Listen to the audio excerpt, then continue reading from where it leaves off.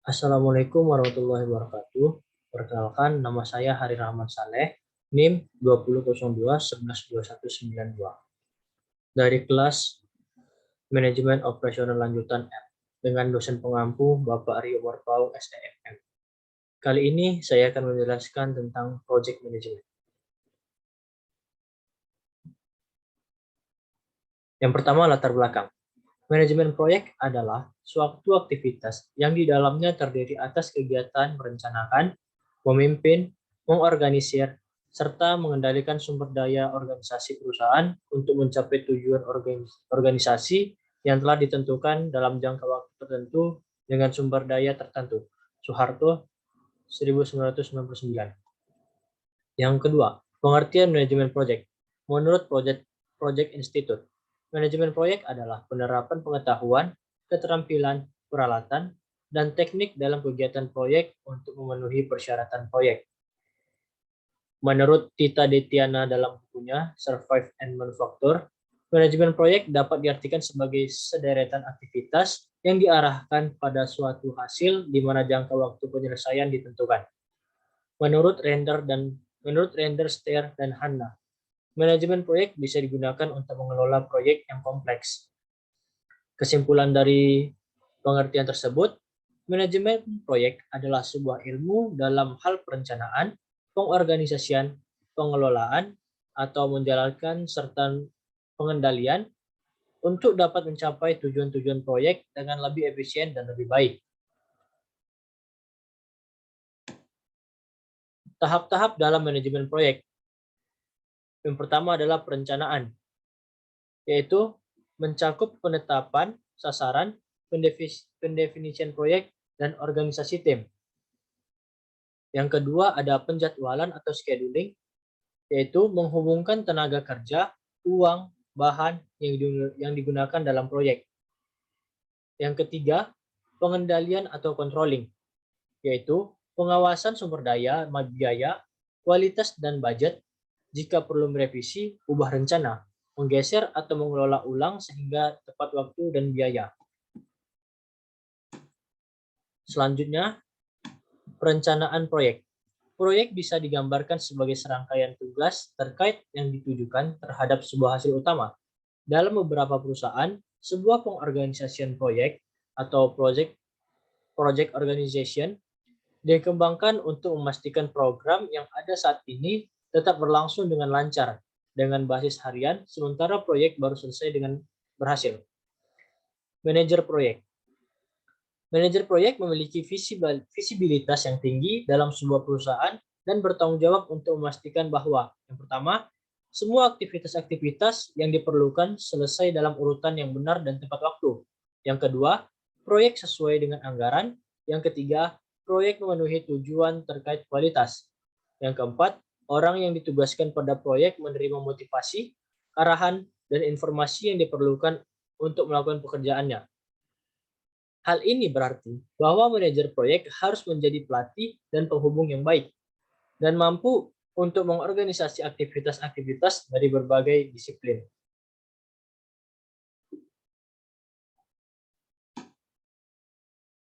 Penentuan jadwal proyek.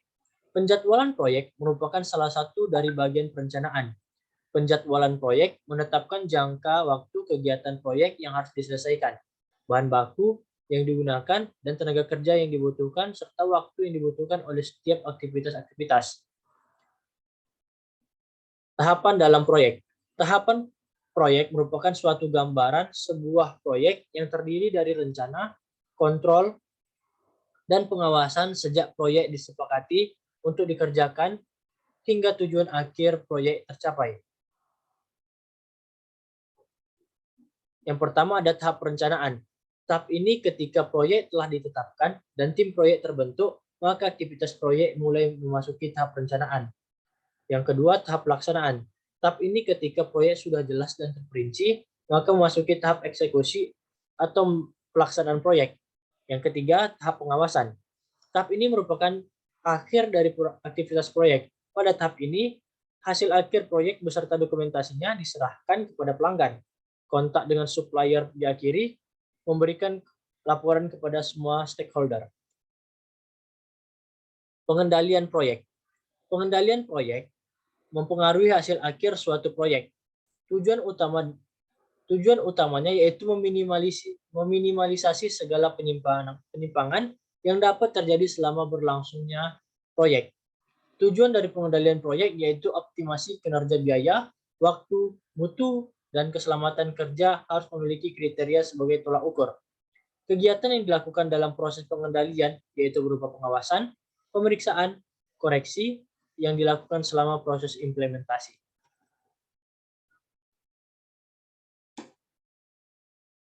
Hal-hal yang harus dilakukan manajer proyek. Yang pertama, manajer proyek harus mendefinisikan proyek, membreakdown proyek menjadi serangkaian tugas yang mudah dikelola, memperoleh sumber daya yang dibutuhkan, dan membentuk tim kerja untuk melaksanakan tugas-tugas tersebut.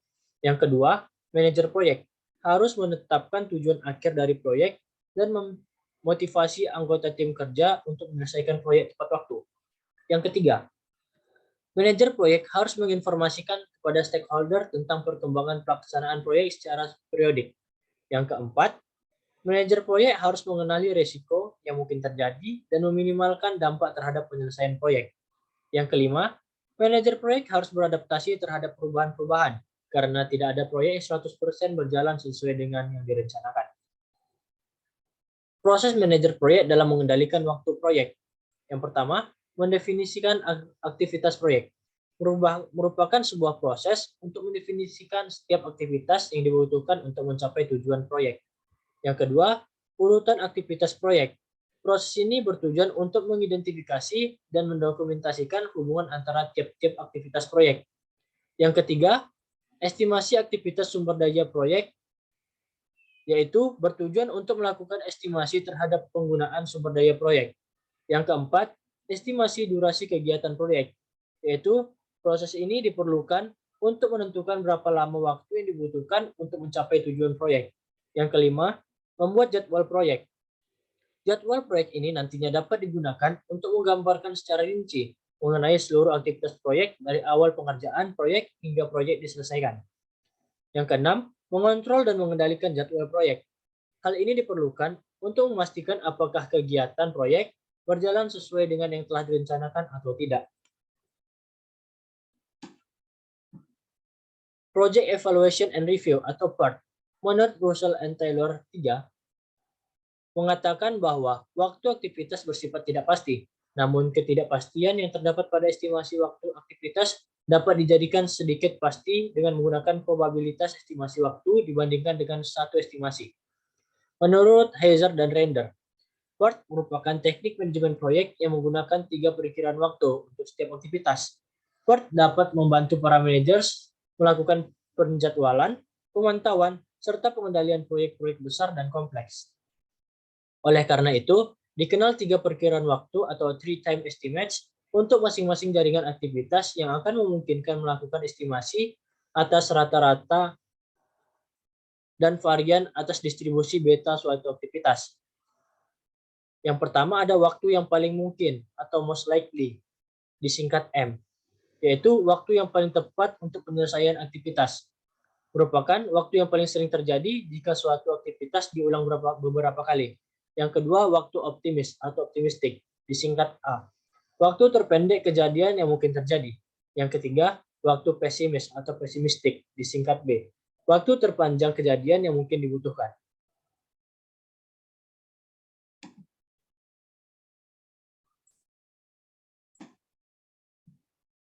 Critical Path Mode atau CPM. Menurut Heiser, Render, dan Munson, CPM adalah sebuah teknik manajemen proyek yang menggunakan satu jenis waktu per aktivitas. CPM mengasumsikan bahwa waktu kegiatan diketahui pasti, sehingga hanya memerlukan satu perkiraan waktu untuk tiap kegiatan. Inilah perbedaan utamanya dengan metode PERT. Early Start Time atau ES. ES merupakan waktu tercepat suatu kegiatan atau aktivitas dapat dimulai dengan memperhatikan waktu kegiatan dan persyaratan pada urutan pengerjaan kegiatan.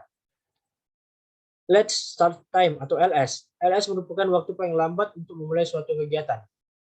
Early Finish Time atau EF merupakan waktu tercepat kegiatan dapat diselesaikan. Late Finish Time atau LF merupakan waktu paling lambat dalam menyelesaikan suatu kegiatan. Menurut Heiser, Render, dan Munson mengatakan bahwa ada 6 langkah dalam melakukan metode PERT dan CPM, yaitu yang pertama, menentukan proyek dan semua kegiatan atau tugasnya. Yang kedua, mengembangkan hubungan antar aktivitas. Aktivitas mana yang harus didahului. Yang ketiga, menggambarkan jaringan yang menghubungkan semua aktivitas. Yang keempat, menetapkan perkiraan waktu dan biaya untuk setiap aktivitas. Yang kelima, menghitung jalur waktu terpanjang melalui jaringan yang disebut jalur kritis. Yang keenam, menggunakan jaringan untuk membantu merencanakan, menjadwalkan, memantau, dan mengendalikan proyek.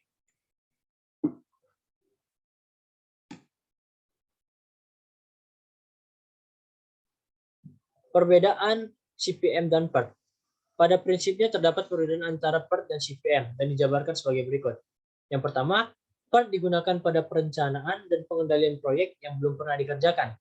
Sedangkan CPM digunakan untuk menjadwalkan dan mengendalikan aktivitas yang sudah pernah dikerjakan, sehingga data waktu dan biaya setiap unsur kegiatan telah diketahui oleh evaluator.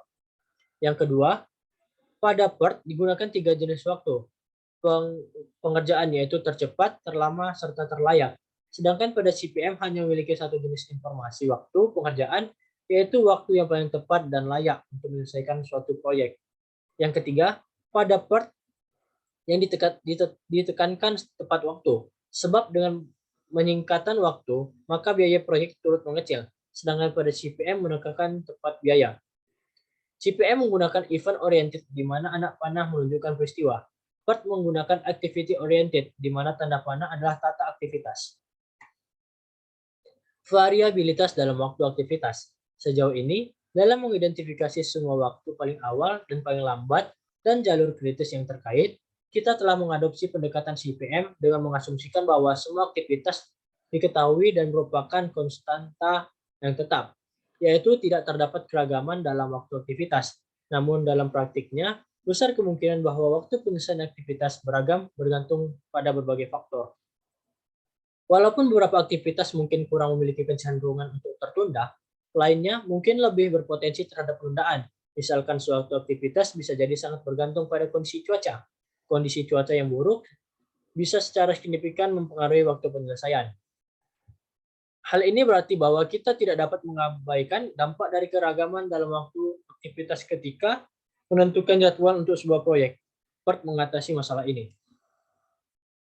3 estimasi waktu dalam PERT. Yang pertama, waktu optimis atau mystic time. Waktu yang akan diambil oleh suatu aktivitas jika segala sesuatunya berjalan sesuai dengan rencana. Yang kedua, waktu pesimis atau pessimistic time. Waktu yang akan diambil oleh suatu aktivitas dengan mengasumsikan kondisi yang kurang menguntungkan.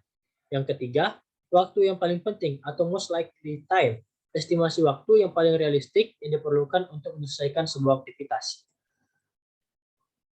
Terima kasih. Sekian dari saya tentang penjelasan manajemen proyek. Lebih dan kurang saya mohon maaf. Wassalamualaikum warahmatullahi wabarakatuh.